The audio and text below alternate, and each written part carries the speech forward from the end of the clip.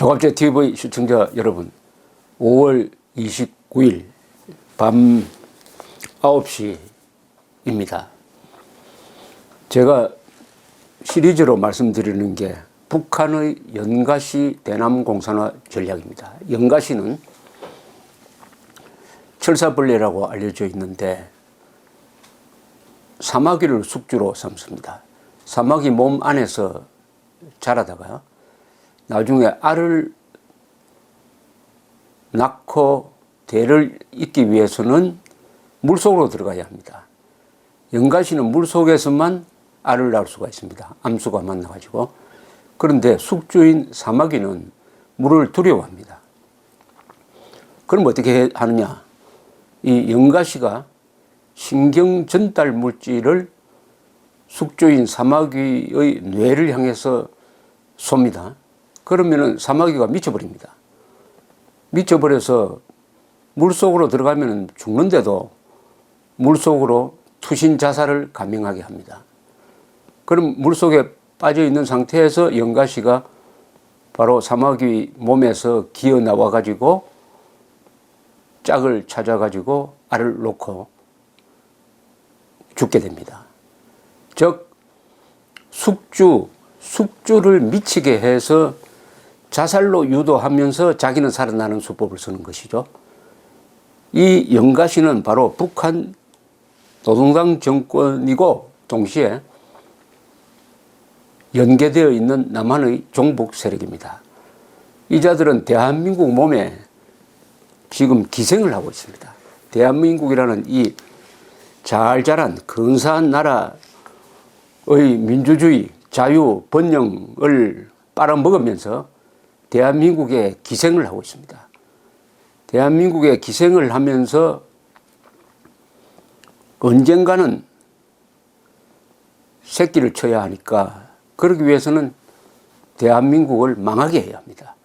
대한민국이 망해가지고 북한식의 사회주의 독재 정권이 되어야 자기들이 계속 살 수 있고 대를 이을 수 있다. 정권을 계속 유지할 수 있다.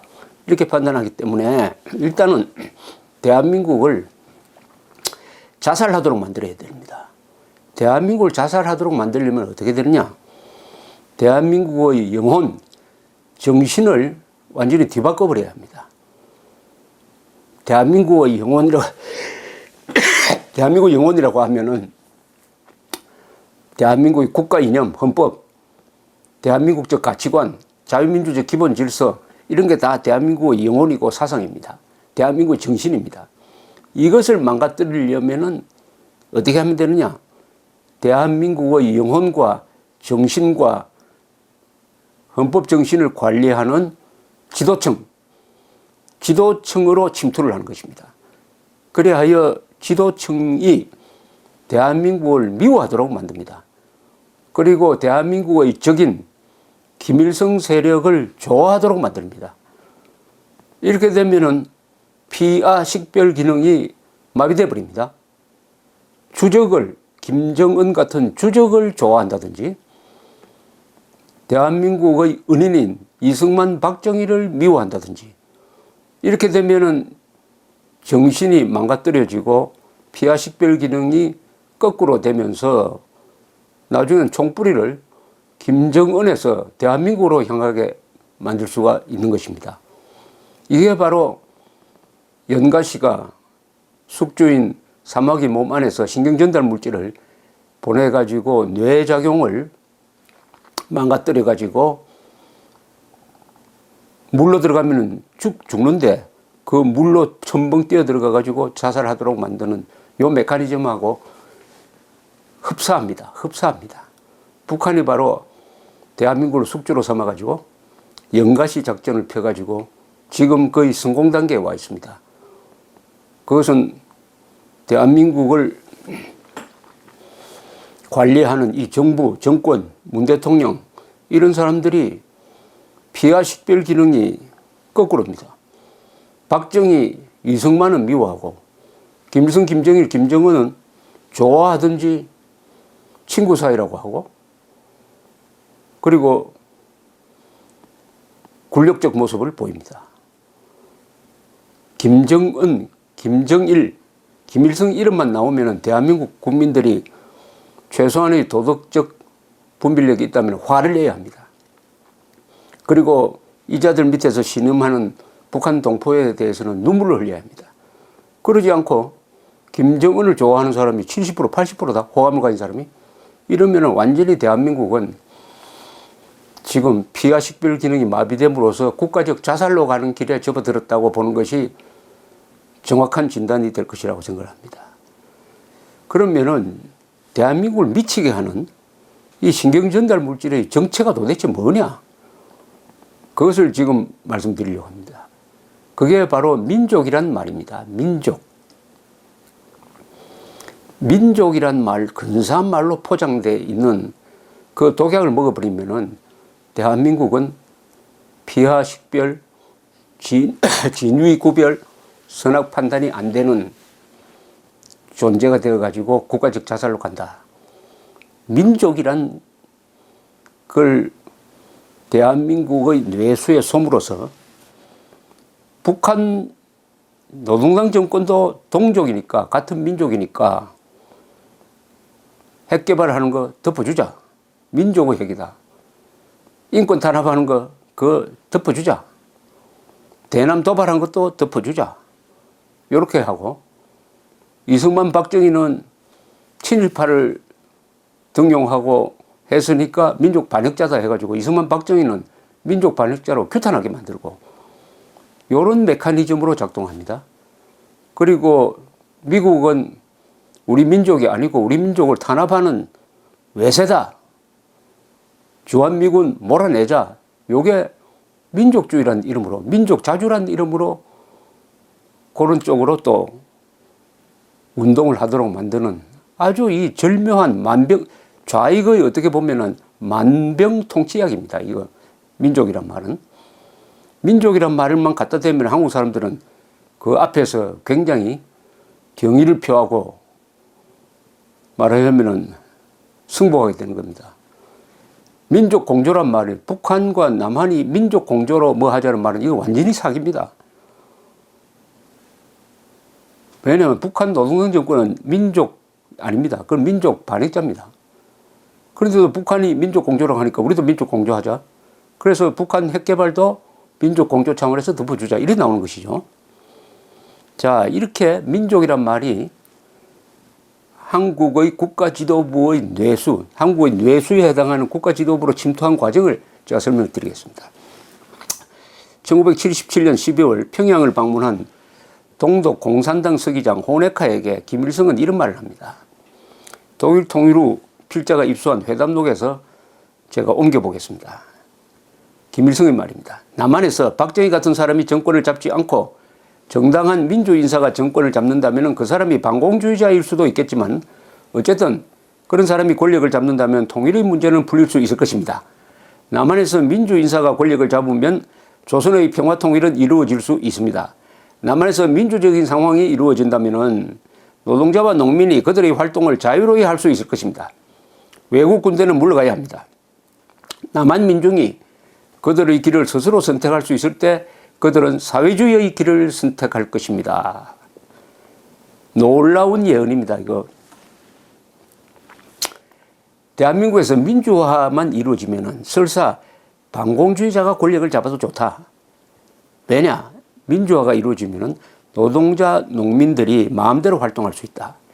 그럼 그 노동자, 농민 속에 북한 정권이 침투를 해가지고 사람들의 의식을 바꿔가지고 민족주의라는 이 선동으로서 사람들이 나중에 가면은 외국 군대 물러가라 하는 말이 남한 사람들 입에서 나올 것이다. 그럼 가만히 있어도 남한 민중이 스스로 공산화를 선택하게 될 것이다. 민주화만 이루어져라. 이런 이야기입니다. 근데 당시에 순진한 한국의 민주투사들은 이렇게 이야기를 했습니다. 좌익들이 지금 생기고 있는 거, 학생운동권 속에서 주사파도 생기고 있는 거 맞다. 근데 이거 왜 생겼느냐? 박정희, 전두환 같은 독재 정권에 반발하는 차원에서 이런 게 생겼다. 그래서 민주화만 이루어지면은 이런 주사파는 저절로 없어지게 될 것이다. 이렇게 이야기를 했습니다. 참 합리적으로 들리죠. 저도 그렇게 믿었습니다. 그러나 결과는 그렇게 되지 않고 바로 김일성식으로 됐습니다. 민주화가 이루어지니까 이 자유가 만끽하는 속에서 공산당이 민족주의자, 민주주의자, 진보주의자, 평화주의자로 위장을 해가지고 대한민국을 파괴하기 위한 공산화 전략을 착착 진행하게 되었습니다. 자유를 파괴하는 자유를 주지 않아야 되는데 우리는 민주화 과정에서 자유를 파괴하는, 국가를 파괴하는 자들한테 자유를 주고 말았습니다. 그것이 인권이라는 이름으로, 자유라는 이름으로 반역 면허증을 주고 말았습니다.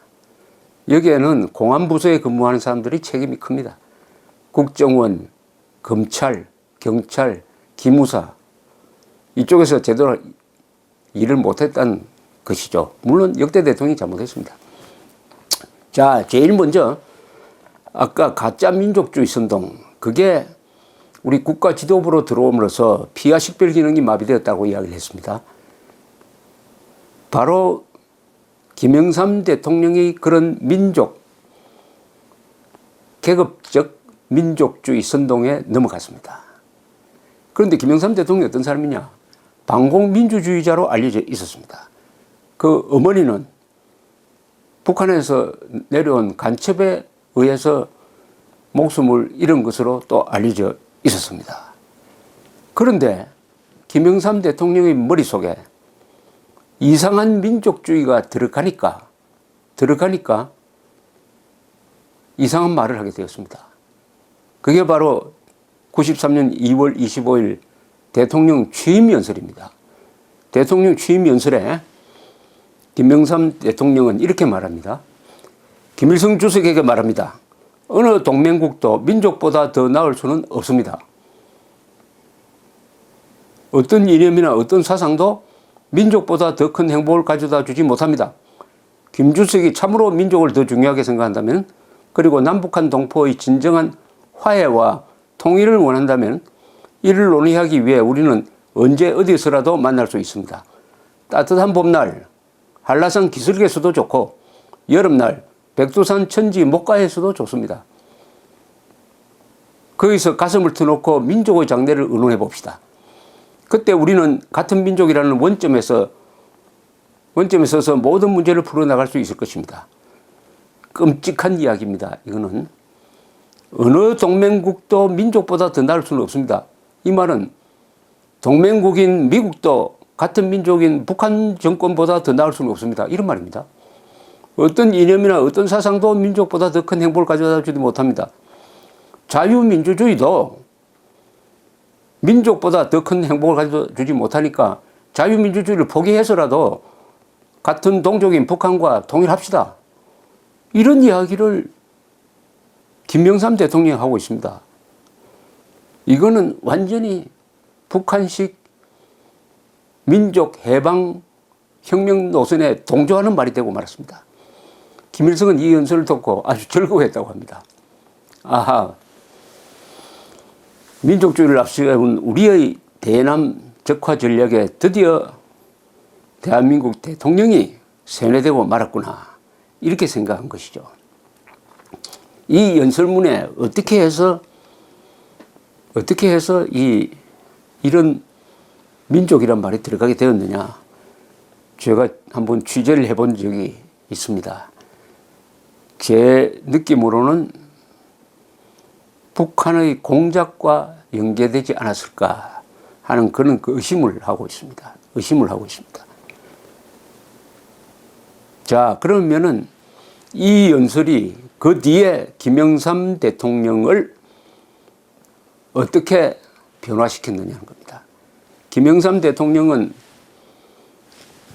우파 세력의 지지로 김대중 씨를 누르고 200만 표 차로 누르고 대통령에 당선된 사람입니다.